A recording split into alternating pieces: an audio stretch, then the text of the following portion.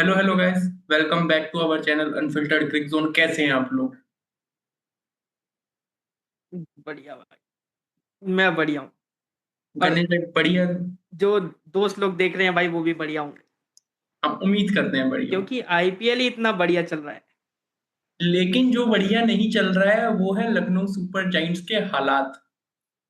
और हम अगले मैच की बात मैं करने वाले हैं।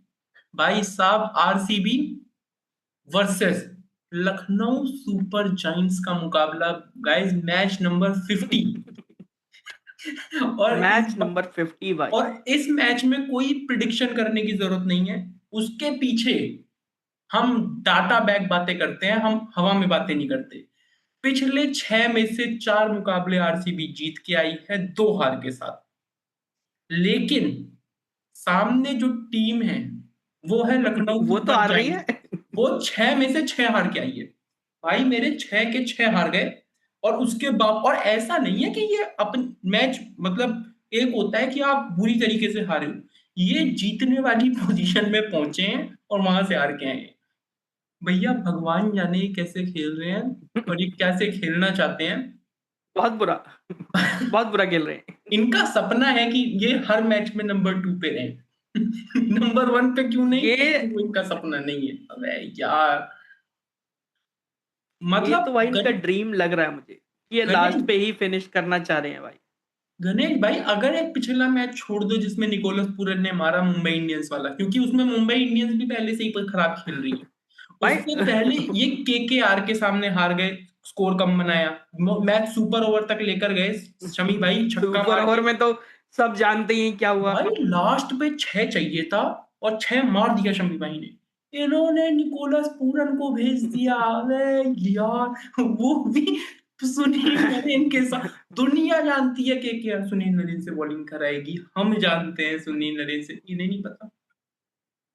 भाई इन्हें नहीं पता। इन्हें कप्तान नहीं है पता। इनका ऋषभ पंत। कप्तान है, आप ऋषभ पंत को नहीं जानते क्या? नहीं भाई जानते हैं। दिल्ली की कप्तानी करी है उसने।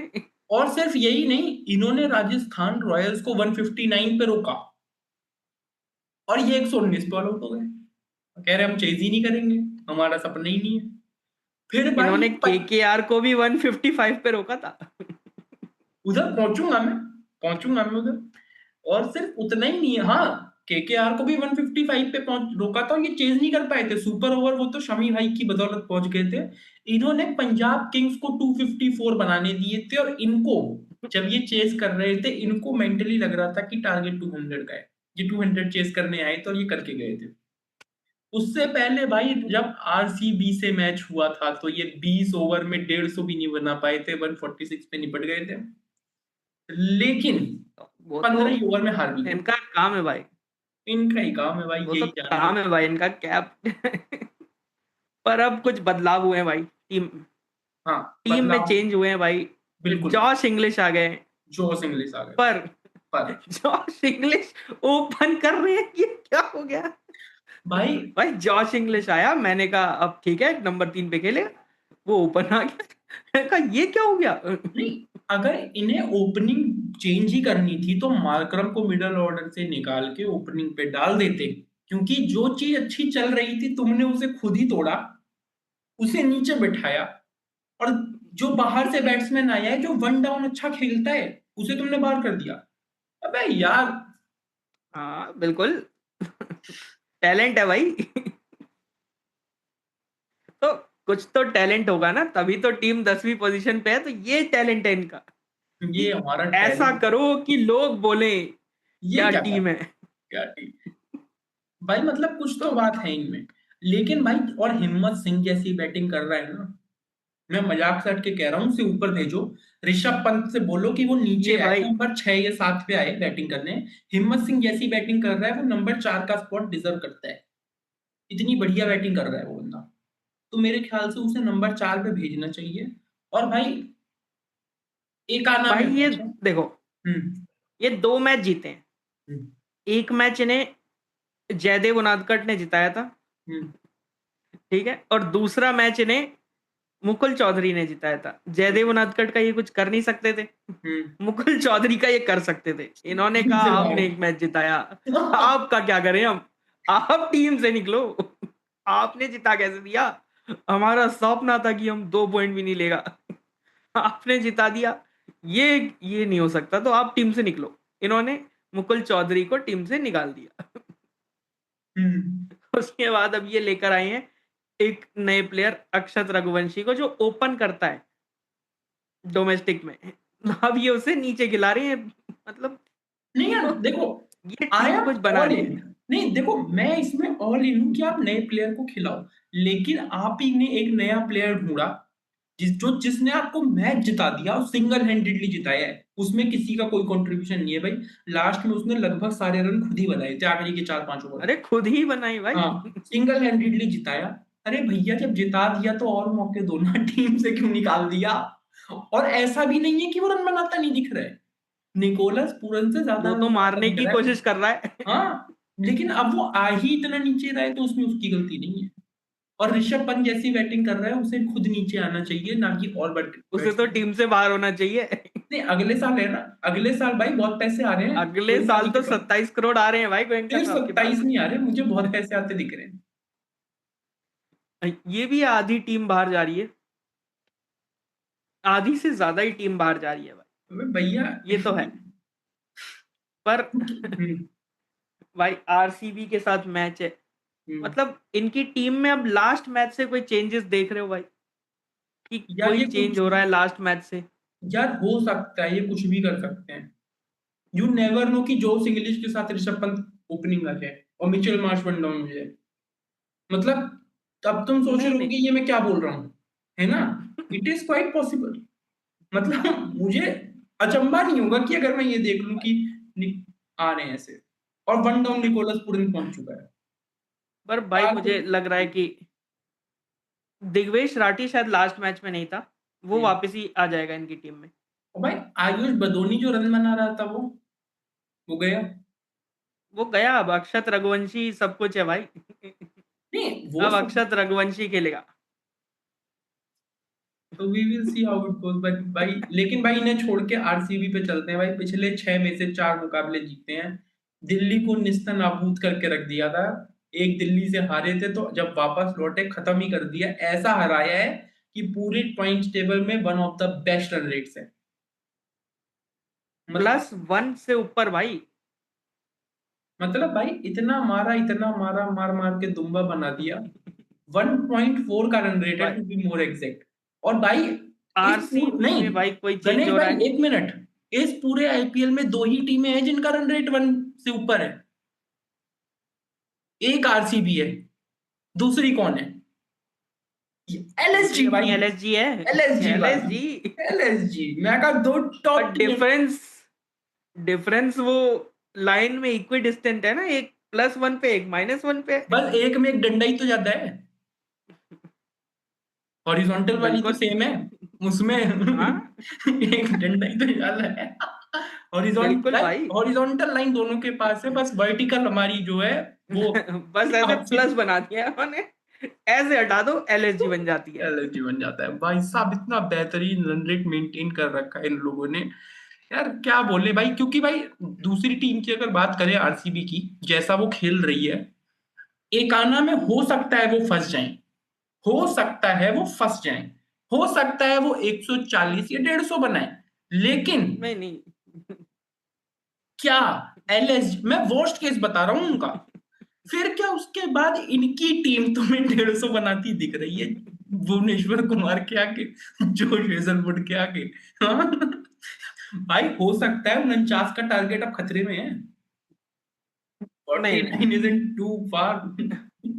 वो नहीं होगा भाई। क्या मतलब? अब जब मार्श और इंग्लिश ओपनिंग पे है तो फिर 49 तो खतरे में नहीं। नहीं, क्योंकि दोनों में से एक्चुअली एक में भी उतना ही चल गया तो आउट। फिर वो 49 तो हो जाएगा। नहीं, यही तो कह रहा हूँ, सामने और भुवनेश्वर दोनों भी कुमार। चले गए तो मोहम्मद शामी है ना नीचे। वो तो मार ही रहा है। भाई शमी भाई क्या क्या करेंगे, क्या ही कर लेंगे। तो गाइस यही बात है भाई, पर भाई इनकी टीम भाई, जेकब बेथेल ही ओपनिंग कर रहा है अभी। फिल सॉल्ट आता नहीं दिख रहा, फिल सॉल्ट कह रहा हूँ। फिल सॉल्ट की अभी रिकवर कर रहा है भाई वो फिंगर इंजरी से, तो कोई चेंज दिख नहीं रहा मुझे आरसीबी नहीं, में। और भाई जेकब बेथेल जैसा खेल रहा है, वो लगातार भी खेले तो किसी को ये बुरा नहीं लग रहा कि ये क्यों खेल रहा है, वो इतना अच्छा खेल रहा है। हम्म। तो भाई जेकब बेथल के साथ तो Virat Kohli amongst the best. फिर आरसीबी भाई की सेम देवदत्त लाइनअप भाई, पडिक्कल। जेकब बेथल, हाँ, फिर रजत पाटीदार, हम्म। फिर Jitesh Sharma, Tim David, Romario Shepherd, Krunal Pandya. फिर बॉलिंग तो है ही अपनी, भुवनेश्वर कुमार, जॉश हेजलवुड, सुरेश शर्मा और रसिकदार। और इसमें चेंज होता भी नहीं दिख रहा है कि मतलब कुछ हो जाए या कुछ ऐसा हो जाए। हम्म। और अब सामने इसमें एक। चेंज भाई तभी हो सकता है कि आरसीबी सोचे अब इतना हम जीत ही लिए हैं, और हम्म। सामने एलएसजी है जो कुछ खेल ही नहीं रही है। तो मजे मजे में कोई चेंज आरसीबी सोच ले तो वो हो सकता है, बस बाकी और कोई चेंज है नहीं। हाँ, जैसे कि भाई इन लोगों ने वो नुवान तुषारा को खिले रखा है, उसे खिला लें कि जोश हेजलवुड की जगह आप आ जाओ। और भाई इन्होंने एक अभिनंदन सिंह करके बॉलर खिलाया था शुरुआत में, हो सकता है उसे वापस बुला लें कि आप भी एक मैच खेल लो। ऐसे मतलब अभी कुछ वापस चेंजेस हो। खेल लो। हाँ, कि मतलब जेकब हाँ। डफी को वापस बुला लें, यू नेवर नो, कि जेकब डफी साहब आके एक ओवर और डाल दो, एलएसजी को उनकी औकात दिखा दे। आज तुझे चांद पे ले चलो, उसको पर उसकी भाई औकात बताने, अरे भाई।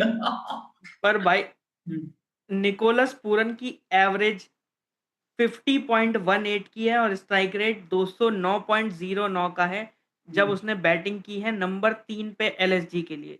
भाई हम्म। अब आते हैं निकोलस पूरन पे। अब लास्ट एलएसजी, मैच में भाई जो एलएसजी पे ही चांद बात होगी क्योंकि आरसीबी का तो सबको पता है क्या होगा। सब आज फिक्स है, कैसे। ये भी अब है। बात। तो भाई बताओ। अब क्या मतलब क्या लगता है आपको निकोलस पूरन की वो पारी, उसमें मुझे यार दो चीजें दिखाई देती उस पारी में जो लास्ट मैच में आई। पहली चीज, वो जो सरफेस था ना, वो था ही इतना फ्लैट कि वहां पे कोई भी आउट ऑफ फॉर्म बैट्समैन मार लेता। वो सिर्फ निकोलस पूरन ने नहीं मारे, कोई भी जो आउट ऑफ फॉर्म बैट्समैन होता वो मार लेता। तो इसमें ये नहीं बोलूंगा कि निकोलस पूरन फॉर्म में आ गया है, पर उस रन से जो निकोलस पूरन ने मारे हैं उसके बाद कॉन्फिडेंस तो आ गया होगा पूरन में। तो क्या वो कॉन्फिडेंस कंटिन्यू कर सकता है भाई निकोलस पूरन? नहीं, उसके पीछे तीन रीजन है। भाई देख, एमआई की ना बॉलिंग बहुत ज्यादा, मतलब वो एक होता है ना कि आपके बॉलर्स अच्छे हैं पर रिदम में नहीं है, टीम अच्छा परफॉर्म नहीं कर रही, किस्मत खराब है, सब कुछ। उस पे वानखेड़े का मैदान भी छोटा है, कंपैरेटिवली टू ए का ना मैदान छोटा है। और पिच पूरी बेल्टर है, मतलब बिल्कुल फ्लैट की मारो और रन चले जाएंगे एक और आना में। स्पेशली वो मैच जिस पिच पे हाँ। था एमआई के अगेंस्ट, वो हाँ। और ज्यादा फ्लैट थी एकदम, पांटा विकेट। अब वहीं पर एकाना में आ जाओ, यहाँ बॉल फंसता है स्पिनर का, बिल्कुल पाटा विकेट तो ये है नहीं, रन बनाने पड़ते हैं, बनते नहीं है। दूसरी चीज, ग्राउंड भी बड़ा है, वहां पे मिस हिट छक्का जा सकता है, यहाँ पे मिस हिट कैच ही होगा। और हो सकता है आपका पर अच्छा शॉट भी 2 ही रन बने। निकोलस पूरन की पावर मत बोलो भाई, कोई भी ग्राउंड पार कर सकता है वो। नहीं, पावर को मैं अंडर एस्टिमेट ही नहीं कर रहा ना। मैं तो ये कह रहा हूँ कि जो मैं सामने कह टीम आ रही है, उस टीम की भाई बॉलिंग में भी तो अंतर है। हाँ। अब कहना क्या चाहते हो कि जॉश हेजलवुड आते ही मार्श को आउट कर देगा, फिर जॉश हेजलवुड के सामने वापस निकोलस पूरन फंस जाएगा जल्दी, तो वो भी नहीं, निकल और लेगा। उसके सामने नहीं भी फंसा तो ये क्या कुणाल पांड्या को मारता दिख रहा है निकोलस पूरन? ये श्रेयस शर्मा को मारता दिख रहा है? और अब भाई ये भी हो सकता है, वैसे एलएसजी है ये, हाँ। कि अब उन्हें लगे निकोलस पूरन अब फॉर्म में आ गया है, अब ऋषभ पंत खुद 3 पे आ जाए और उसे फिर से 4 या 5 पे कर दे। पॉसिबल एलएसजी है, कुछ भी कर सकते हैं। भाई ये जोश इंग्लिश से ओपनिंग करा लेंगे, ये मैंने नहीं सोचा था। मेरे तो ये था कि नंबर 4 पे अरे खिला लेंगे, चलो अभी टीम नहीं चल रही तो वन डाउन खिला लो। इन्होंने ओपनिंग ही करा वो दी, भाई ऐसा है। वो ऑस्ट्रेलिया में नंबर 3 पे खेलता है, वो बिग बैश में पर्थ स्कॉचर्स के लिए भी नंबर 3 पे ही खेलता है, वो जहां भी खेलता है नंबर 3 पे ही खेलता है। नहीं, इन्होंने मैं ओपनिंग करा दी। इसलिए नंबर 4 पे था जब एकदम टीम की शुरुआत नहीं हुई थी आईपीएल की, मुझे लग रहा था कि हाँ नंबर 4, क्योंकि वन डाउन सबको लग रहा था कि पूरा नहीं आएगा। लेकिन भाई जब तुम्हें हम्म। ओपनिंग करवानी है तो एडन मार्करम से करवा लेते ना। मतलब ये मेरी समझ से परे रहा कि इन्होंने क्या करा और क्यों करा। पर ठीक है, we will see how it goes. लेकिन भाई इनकी टीम जीतती तो नहीं लग रही है, मुझे आरसीबी भाई 2 पॉइंट ले जाती दिख रही है। भाई मैं तो इनके सपोर्ट में हूँ भाई, एलएसजी। एलएसजी के सपोर्ट में हूँ।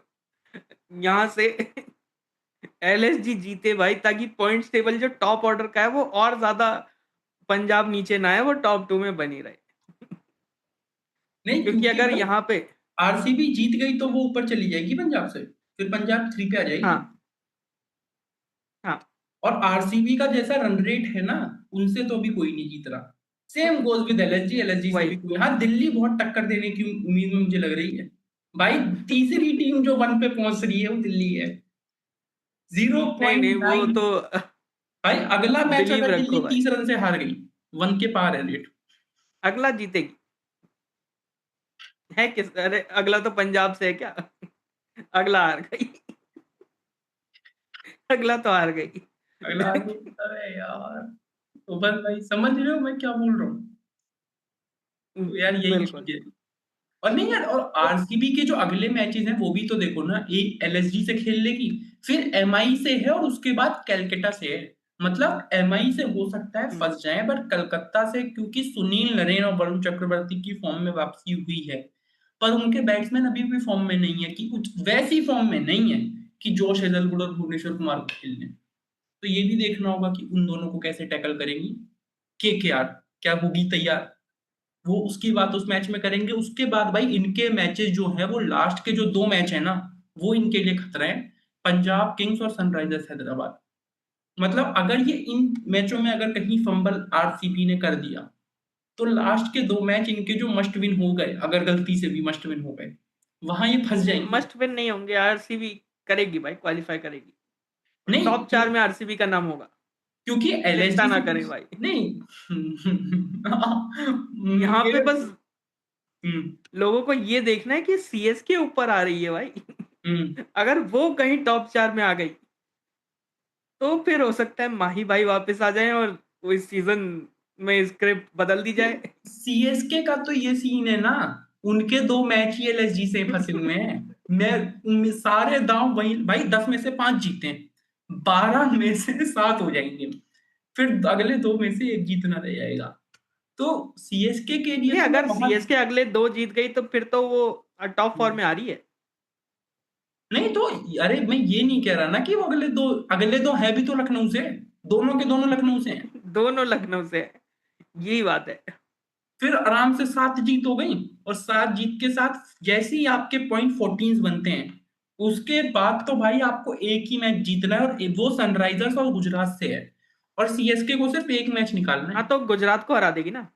नहीं, Sunrisers Hyderabad all good, very good, but match Chepauk में, तो ये भी देखना होगा कि कैसा होगा। तो कोई नहीं। क्लासन, तो ऑरेंज कैप होल्डर भाई, ईशान मलिंगा, नहीं 16 उस विकेट। उससे पहले तो एलएसजी के साथ ही होंगे ना 2 मैच, 2 पॉइंट भाई, वो चार तो जीत पॉइंट जाएगी।